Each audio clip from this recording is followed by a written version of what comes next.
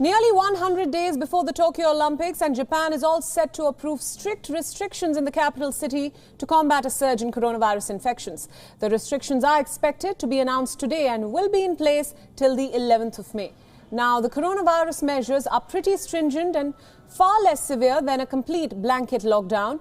Under the new curbs, all restaurants and bars must close down by 8 p.m. and similar measures are already in place in coronavirus hotspots across Japan, including Osaka City, where a rebound in cases has now forced the Olympic torch relay off public roads. The Tokyo Olympics were initially scheduled for 2020, but the pandemic postponed the Games.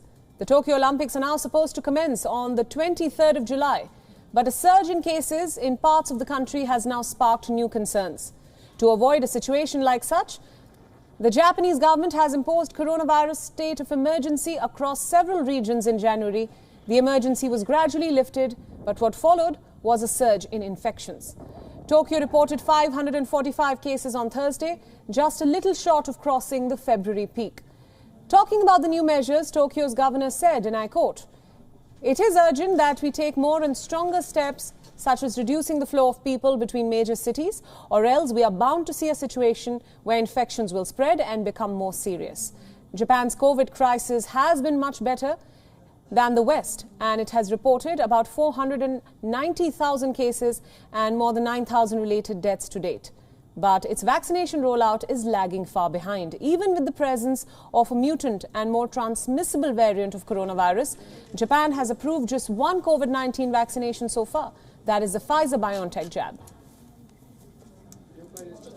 Now, for more updates on the coronavirus situation in Japan, our correspondent Phoebe Amoroso joins us live from Tokyo. Phoebe, welcome to WION World is One. Now, we have just 100 days left before the Tokyo Olympics, and now Japan is all set to approve strict restrictions in the capital city to combat the surge in cases. Tell us more about these new restrictions.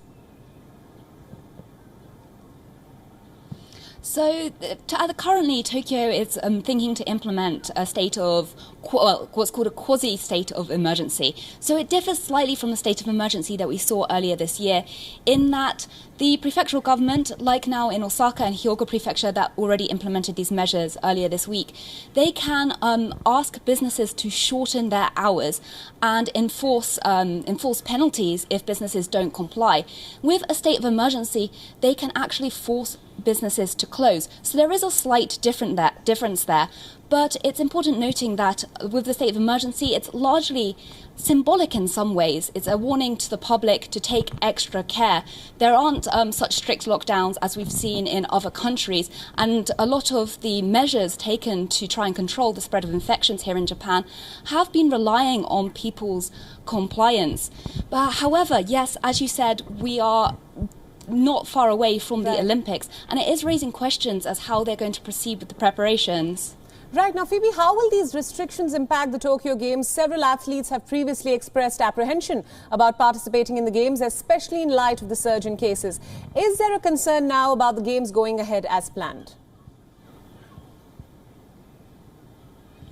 Well, there have been concerns right from the outset, and of course the Olympics were postponed by 1 year, and then we are seeing some other issues come up related to coronavirus. For example, some test events have been cancelled. One of those was from a water polo event, and one was a swimming related event, and the International Swimming Federation actually said that they were concerned that prevention measures and safety measures for the athletes weren't strict enough in Japan. So the Olympic Committee is going to have some further discussions there. Then, of course, there is the public opinion, and about 80% of the public want the Olympics to be postponed or cancelled. So there are some deep scepticism here, and adding to that, only around 1% of Japan's, or less than 1% of Japan's population has been vaccinated. So there are legitimate concerns as to whether the Olympics could really cause infections to spread further. Right, Phoebe, my final question, since you mentioned the vaccination drive in Japan, there is concern now that it's lagging far behind when compared to the vaccination drives in the West. So is there going to be a restriction or a compulsory vaccination strategy that Japan may employ in order for the Tokyo Games to proceed successfully?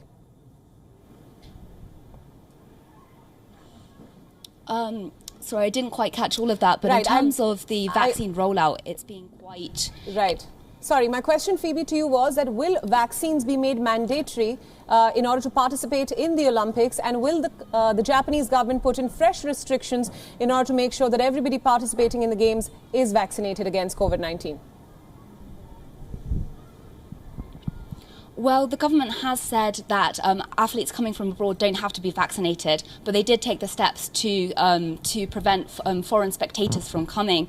There was an announcement, well, a report earlier this week that the government was considering prioritising vaccines for athletes. This was a report on Wednesday night, and there was even talks of plans of that going ahead by the end of June. However, that caused a lot of outrage on social media because Japan hasn't even started vaccinations for its elderly population yet, and the government strongly denied that on Thursday morning. So it's kind of unclear as to what approach they're going to take when it comes to vaccinations with the Olympics, with only those aged 65 and over, those vaccinations starting from Monday, and the rest of the population, that remains to be seen as to when vaccinations will be rolled out. All right, Phoebe, thank you so much for joining us on WION, and thank you so much for all your inputs on this story. WION World is now available in your country. Download the app now and get all the news updates on the move.